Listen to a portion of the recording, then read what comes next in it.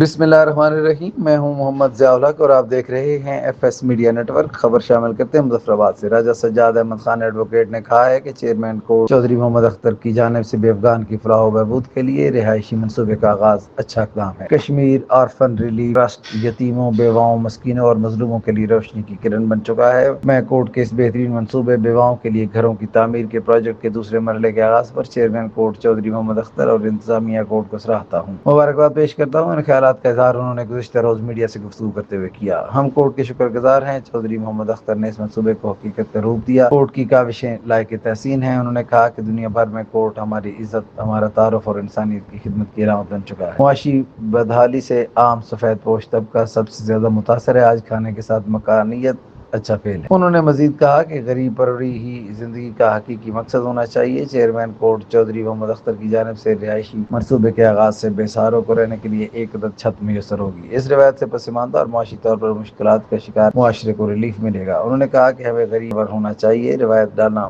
بڑی بات ہوتی ہے۔ چیئرمین کورٹ چودھری محمد اختر کی جانب سے کاوش ہے جس پر انہیں دل کی عمیق گہرائیوں سے خراج تحسین پیش کرتے ہیں۔ سبسکرائب کیجیے F S media network اور دیکھتے رہیے تازہ ترین تبصرے اور خبریں۔